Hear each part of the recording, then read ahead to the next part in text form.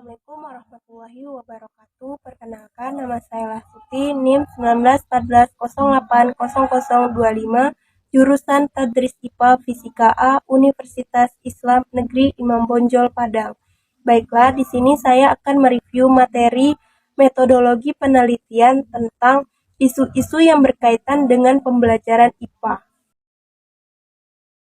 Yang pertama yaitu PJJ daring dan luring. Daring merupakan pembelajaran jarak jauh menggunakan jejaring internet, komputer, dan sebagainya.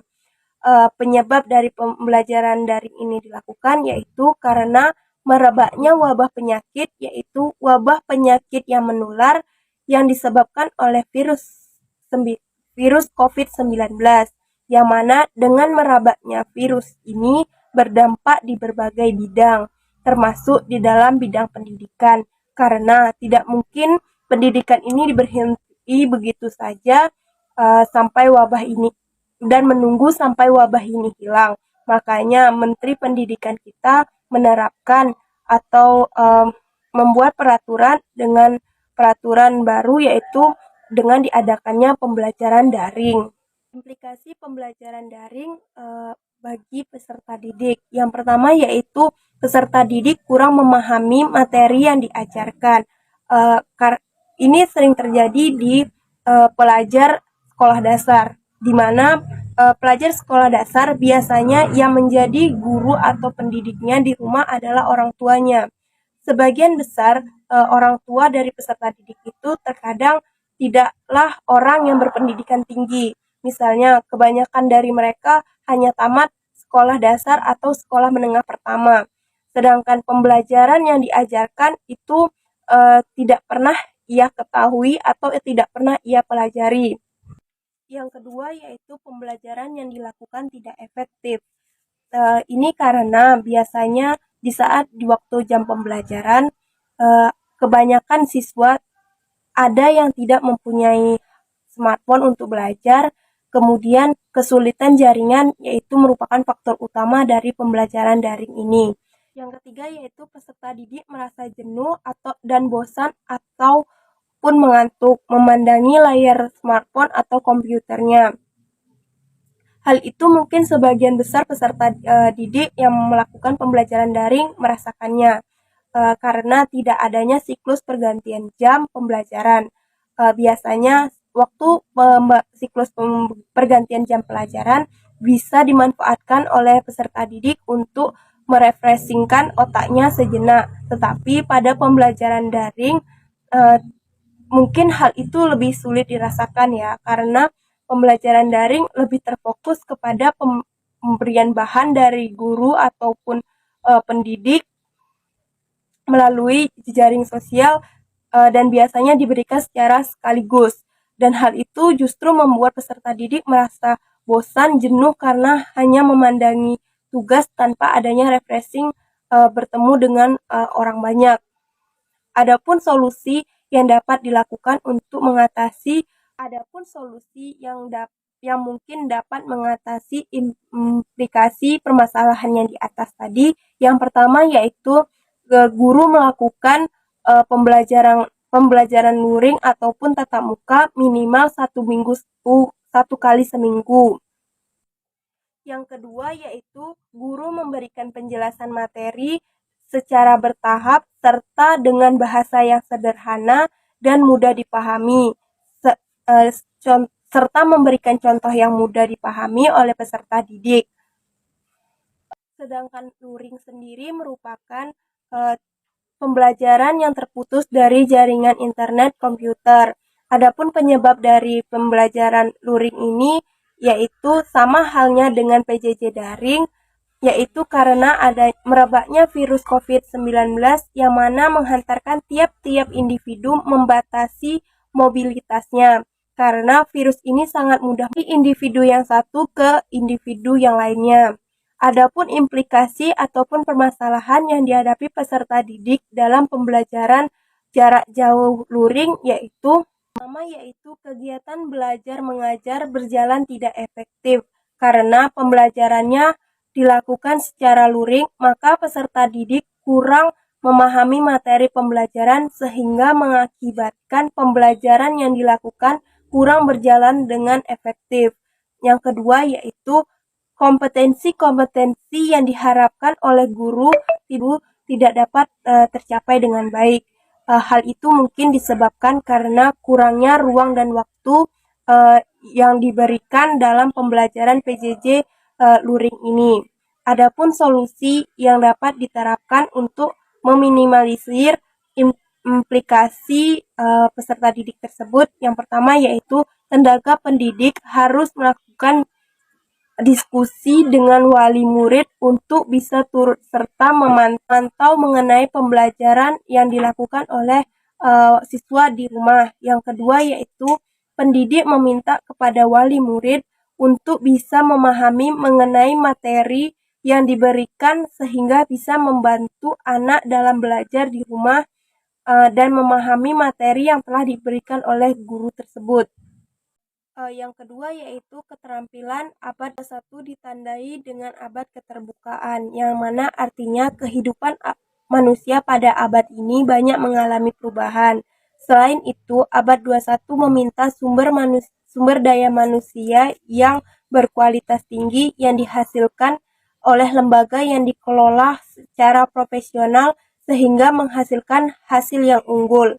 Selain itu juga pada abad 21 menuntut manusia untuk di berbagai terobosan dalam berpikir, menyusun konsep, serta tindakan yang baru untuk menghadapi tantangan-tantangan pada abad 21 ini. Abad 21 sendiri ditandai dengan berkembangnya teknologi informasi yang semakin pesat serta perkembangan otomatis. Jadi abad 21 ini sudah berubah total baik manusia maupun dunia pendidikan.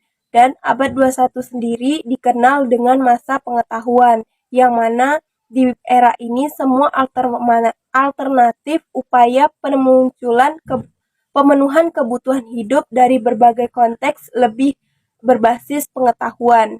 Dari masalah keterampilan abad 21 ini adalah pendidikan menjadi sangat penting bagi peserta didik karena memilih keterampilan belajar dan berinovasi. Keterampilan menggunakan teknologi dan informasi. Selain implikasi masalah yang terdapat pada keterampilan abad 21 sendiri, yang pertama yaitu menuntut peserta didik untuk mampu berpikir kreatif dalam memecahkan masalah. Yang kedua yaitu menuntut peserta didik mampu berkomunikasi dan bekerja sama serta berkolaborasi secara efektif. Yang ketiga yaitu menuntut peserta didik untuk mampu mengembangkan kreativitas dan berinovatif. Adapun solusi yang ditawarkan untuk mengimplementasi masalah tadi, yang pertama yaitu solusi yang bisa dilakukan untuk mengatasi keterampilan abad 21. Yang pertama yaitu karena keterampilan abad 21 ini menuntut peserta didik untuk mampu berpikir kritis, maka cara kita sebagai pendidik mengarahkan dan membimbing peserta didik untuk dapat berpikir kritis. Yang kedua yaitu melatih daya pikir peserta didik dan memberikan semangat agar peserta didik bisa mengembangkan kreativitas dan mampu untuk memberikan inovasi motivasi baru. Yang ketiga yaitu melatih dan mengajak peserta didik untuk lebih banyak membaca, yang mana dengan melatih literasi peserta didik, maka pengetahuan peserta didik akan bertambah. Ketiga yaitu literasi sains. Literasi sains merupakan kemampuan mengidentifikasi, memahami, dan memaknai isu terkait sains yang diperlukan seseorang untuk mengambil keputusan berdasarkan bukti-bukti saintik. Literasi sains sendiri merupakan tujuan utama dari pendidikan sains. Permasalahan yang dihadapi untuk literasi sains sendiri, yang pertama yaitu di Indonesia kemampuan literasi sains peserta didik saat ini masih dalam kategori rendah. Berdasarkan hasil PISA, khususnya pada masa pembelajaran fisika, penyebabnya rata-rata karena kurangnya dilatih peserta didik dalam menerapkan, menganalisis, dan mengevaluasi konsep fisika dalam penerapan pemecahan masalah di kehidupan sehari-hari. Hal tersebut disebabkan karena ketersediaannya soal-soal yang berbasis literasi sains masih sangat terbatas. Adapun implikasinya yaitu peserta didik tidak terbiasa untuk memecahkan masalah dengan terlibat langsung dan membaca sumber. Siswa tidak mendapatkan pengalaman belajar yang nyata sehingga konsep materi yang dipelajari oleh siswa tidak maksimal. Selanjutnya yaitu permasalahan di dalam PISA. PISA sendiri merupakan Programme from International Student Assessment, yang mana artinya yaitu penilaian siswa berskala besar atau internasional. Adapun permasalahannya yang pertama yaitu menekankan pada keterampilan dan kompetensi siswa. Yang kedua yaitu keterampilan berpikir tinggi yang terkadang membuat peserta didik merasa kesulitan. Yang ketiga yaitu bisa menuntut kemampuan penalaran dan pemecahan masalah yang masuk kategori HOTS. Soal-soal yang diberikannya merupakan soal HOTS. Soal-soal yang diberikannya merupakan soal-soal yang sangat sulit atau masuk kategori HOTS. Soalnya masuk di dalam kategori soal HOTS, serta soal-soal PISA sendiri berlevel tinggi atau low order thinking dan high order thinking. Adapun solusi yang ditawarkan, yang pertama yaitu guru harus melatih siswa dengan cara memulai berpikir kritis dengan cara menyelesaikan soal-soal HOTS. Yang ketiga, yang selanjutnya yaitu permasalahan TIMSS. TIMSS sendiri merupakan Trends in International Mathematics and Science Study. Maksudnya yaitu studi internasional tentang prestasi matematika dan sains siswa sekolah lanjutan.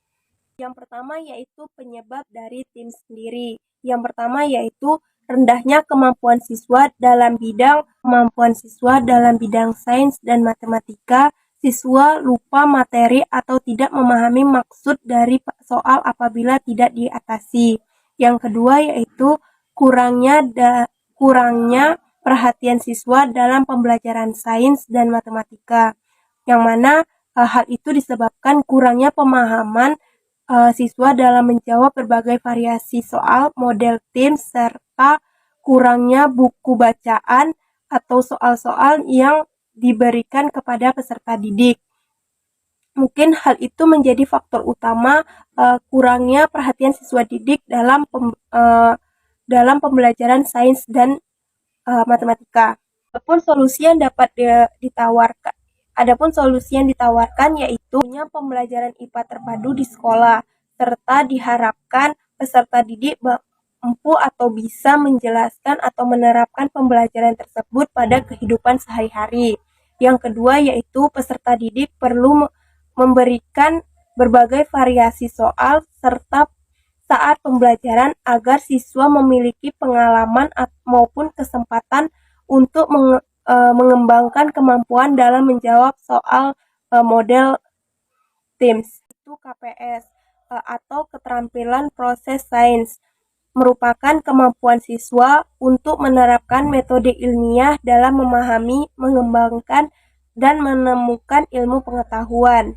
Adapun permasalahan di dalam KPS ini sendiri yang mana tidak dilaksanakannya kegiatan praktikum karena alat dan bahan ajar serta perencanaan pembelajaran yang kurang mendukung sehingga siswa hanya mendapat pengetahuan berupa teori dan tidak dapat pengetahuan secara langsung.